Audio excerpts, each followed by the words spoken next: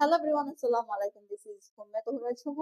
আমার কাছে অনেকেই জানতে চাচ্ছেন যে লিসেনিং এর স্পেলিং এ কিভাবে আমরা আপগ্রেড হতে পারি। অনেকের এই সমস্যা হয় যে একটা এ এর জন্য অথবা ই এর জন্য বানানটা ভুল হয়ে যায় সেন্টেন্সে। এই প্রবলেমটা কিভাবে ফেস করলে সলভ করতে পারি?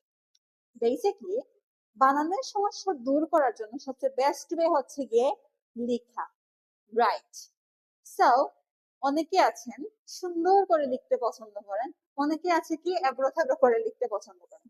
কিন্তু আপনার এক্সামে তো অবশ্যই কি করতে হবে, সুন্দর করে লিখতে হবে। এনিওয়েজ, আজকাল কম্পিউটার বেসড এক্সাম হয়ে যাচ্ছে, চলে আসছে সব। তো বানান নিয়ে প্রবলেম হবে, কিন্তু লেখার হ্যান্ডরাইটিং নিয়ে কোনো ইস্যু কিন্তু আপনাকে ফেস করতে হচ্ছে না। এনিওয়েজ, আমি আপনাদের আজকে শিখাবো স্পেলিং এ যদি আপনাদের প্রবলেম হয় সেটা আপনারা কিভাবে দূর করবেন। ফর এক্সাম্পল, ভেজিটেবল, এইটা একটা বানান যেটা অনেকে ভুল করে থাকে। সো বেসিক্যালি এটা স্পেলিংটা এরকম হয়ে থাকে, VEGETABLE, ভেজিটেবল।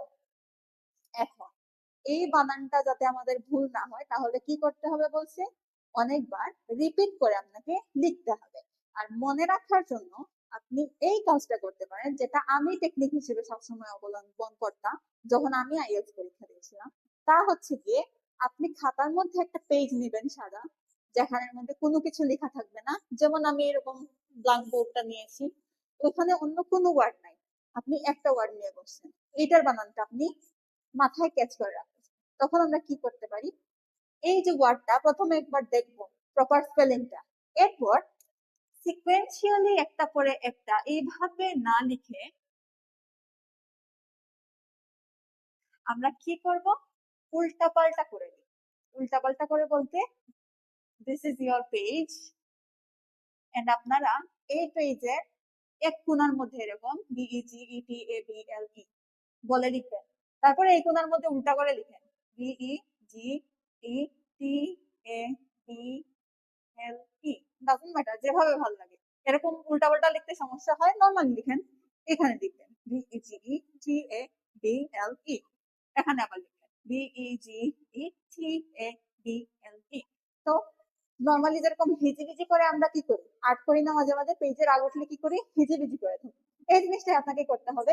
একটা ওয়ার্ড নেবেন, পুরো পেজের মধ্যে একদম হিজিবিজি করে ধুমায়া লিখতে থাকবেন একটা ওয়ার্ড। তাহলে কি হবে, এই যে অনেকবার আপনি রিপিটেডলি লিখছেন সেম ওয়ার্ডের দিকে ফোকাস করে, তখন কিন্তু এই ওয়ার্ডটা আপনার মাথার মধ্যে সহজে ক্যাচ হবে, মানে ফিড হয়ে যাবে মেমোরির মধ্যে, এবং বানানটা আর কখনো ভুলবেন না।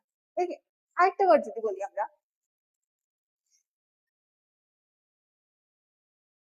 ইঞ্জিনিয়ার। এই ওয়ার্ডটা অনেক কমন, তাই না? স্কুল লাইফে যখন ছিল what is your future plan, তখন আমরা কি করতাম, I want to be a doctor লিখে দিতাম instead of I want to be a engineer. অনেক ছেলেদের বিশেষ করে শখ থাকতো, ইভেন মেয়েদেরও থাকতো। যেমন if I talk about myself, আমার কিন্তু শখ ছিল ছোটবেলায় ইঞ্জিনিয়ার হবো, কিন্তু বানান পারতাম না বলে ওটা লিখতাম, ডক্টরে লিখতাম। তো এখন ইঞ্জিনিয়ার বানানটা কেন যাতে ভুল না হয়, তো এটা আমরা কিভাবে সলভ করতে পারি, এই ওয়ার্ডটা আমরা অনেকবার এখানে লিখবো। ফর এক্সাম্পল, ENGING, তারপর NEER, ইঞ্জিনিয়ার। আবার এখানে লিখলাম ENGINEER, আবার এখানে লিখলাম ENGINEER, আবার এখানে লিখলাম ENGINEER। এভাবে লিখতে থাকবো। এখন ধরেন আপনার রাগ উঠে গেছে, ওই দিন আপনার প্রচুর রাগ, তো ওই রাগটা ঝাড়ার জন্য আমরা হিজিবিজি করি না?